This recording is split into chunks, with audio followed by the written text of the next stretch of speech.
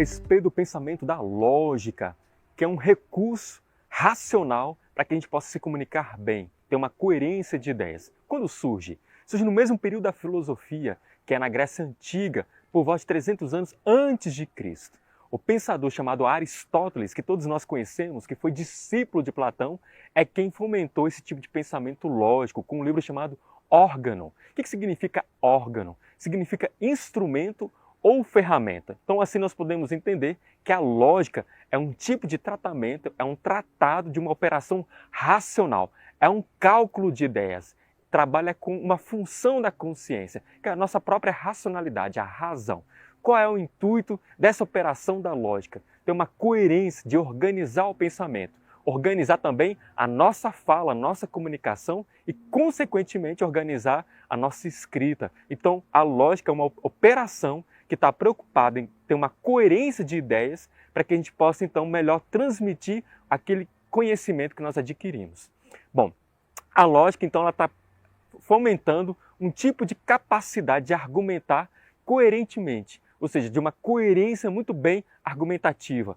É interessante salientar que naquele mesmo período temos um outro livro do Aristóteles chamado Retórica. O que significa retórica? É a arte de bem comunicar, a arte de bem falar. Então a lógica é o que dá substância, ou seja, é o que dá a essência para que possamos saber argumentar, saber falarmos um com os outros, saber discursar em determinada comunidade em público. Bom, temos um pensador chamado Michel Foucault, que é já em meados da contemporaneidade, do século XX, que vai escrever um livro chamado A Ordem do Discurso, que é um discurso que dá no Collège de France. E ele vai dizer o seguinte: todo argumento, todo discurso tem três aspectos. O que diz, ou seja, o que é o que diz? É o conteúdo, ou seja, os elementos presentes na argumentação, seja no pensamento, na fala ou na escrita.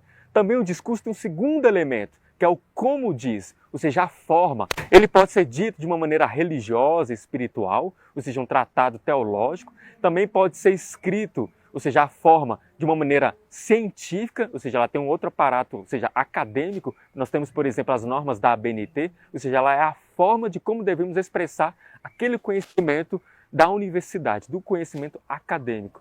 Também podemos uma forma de um discurso político e assim por diante. E um terceiro elemento é o porquê diz, ou seja, a finalidade daquele discurso, ou seja, para qual fins aquela argumentação está sendo levada. Então, relembrando, na ordem do discurso de Michel Foucault, tem o que diz, o conteúdo, o como diz, a forma que está sendo elaborado, pode ser um texto literário, artístico, ou o terceiro, por que diz, qual é a finalidade?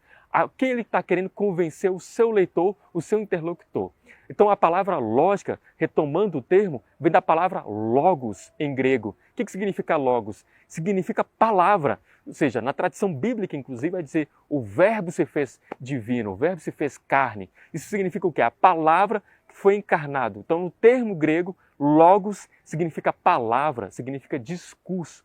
Então a lógica ela é importante porque ela trabalha diretamente com o aparelhamento do discurso, de uma coerência de ideias. Ela faz parte da religião, faz parte da ciência, da computação, dos algoritmos na nossa contemporaneidade e da inteligência artificial. Ou seja, todas elas, que eu acabei de citar, essas operações têm que ter algo de fundo, de uma operação lógica, de uma coerência, ou seja, uma organização.